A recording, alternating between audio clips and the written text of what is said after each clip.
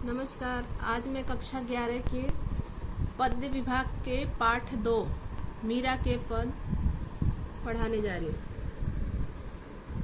इसकी रचयिता है मीराबाई। उनका परिचय इस प्रकार है। मीरा का जन्म सन 1498 में कुड़की गांव मारवाड़ रियासत में हुआ था। उनकी प्रमुख रचनाएं हैं मीरा पदावली, नरसी जी रो माहेरो।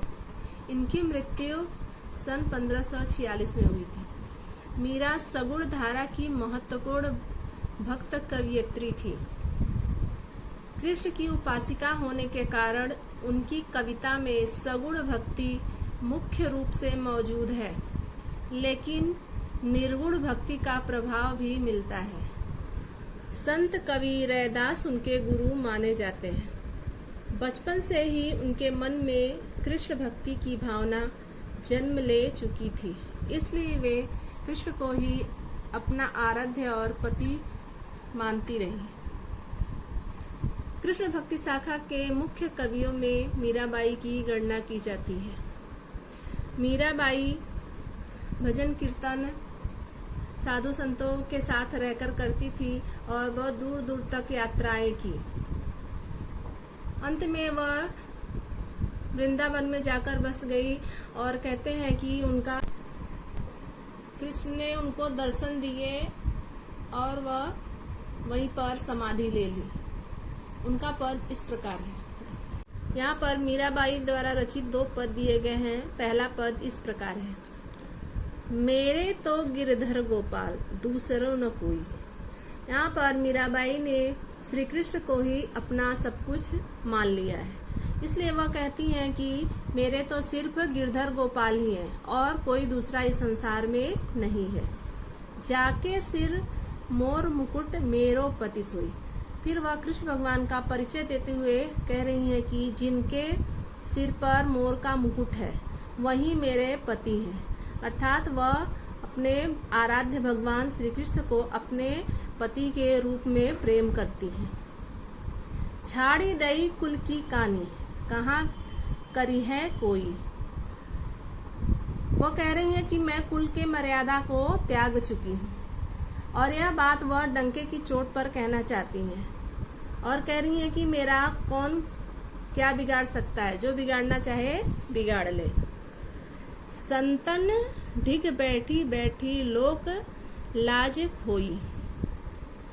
और वह साधु संतों के मंडली में बैठती हैं, उनके साथ भजन कीर्तन करती हैं और वह लोक लज्जा को त्याग चुकी हैं। वह एक राजघराने की बहू थी और जो साधु संतों के साथ वह भजन कीर्तन करती थी, यह एक लोक राजघराने के विपरीत था। लोक लाज को उन्होंने त्याग दिया था। असुवन जल सींची सींची प्रेम बेली बोई। और वो कह रही हैं कि मैं भगवान श्री कृष्ण के प्रेम को आंसू के जल से सींच सींच कर लगाई हूँ। तो सामान्य रूप से किसी पौधे को सींचने के लिए सामान्य जल की आवश्यकता होती है, लेकिन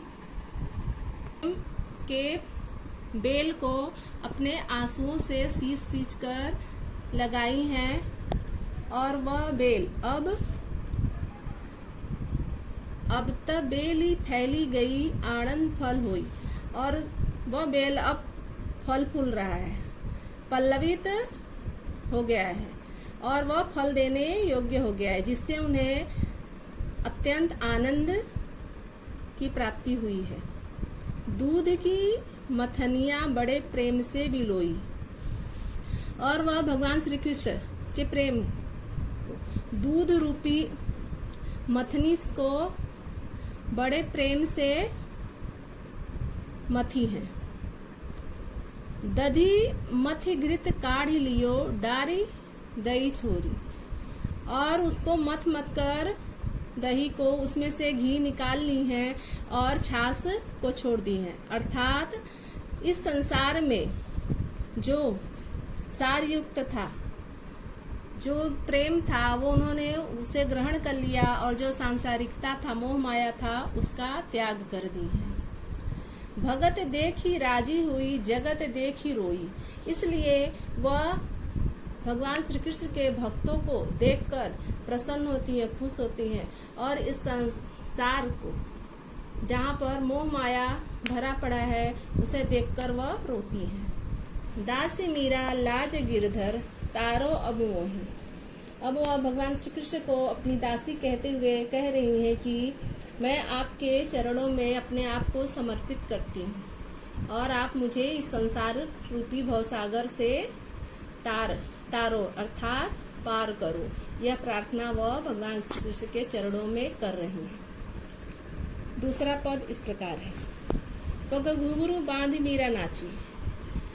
मीराबाई इस सांसारिक मोह माया का त्याग करके लोक लाज को छोड़कर अपने पैरों में घुंघरू बांधकर भजन कीर्तन नाच गाना कर रही थी। मैं तो गिरधर नारायण सु आप ही हो गई साची।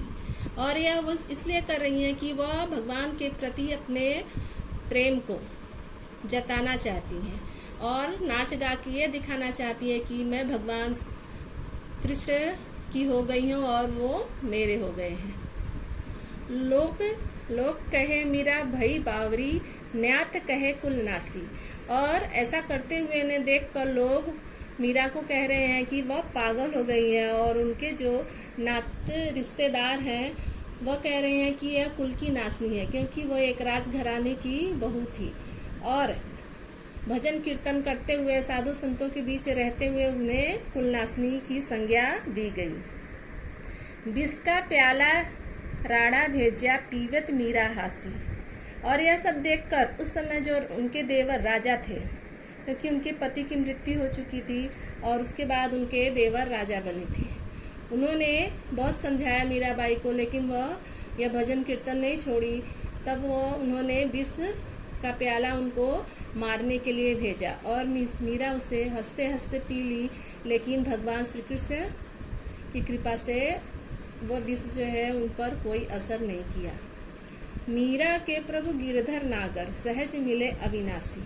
मीराबाई कह रही है कि हमारे प्रभु गिरधर नागर अर्थात भगवान श्री कृष्ण सहज रूप से ही सबको प्राप्त हो जाते हैं।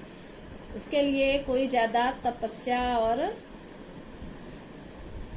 अंधविश्वास और भजन ज्यादा बाड़ंबर करने की आवश्यकता नहीं होती। वो अविनाशी है, वो सबको सरलता से ही अगर कोई दिल से उन्हें भक्ति करे तो सरलता से ही प्राप्त हो जाते हैं। धन्यवाद।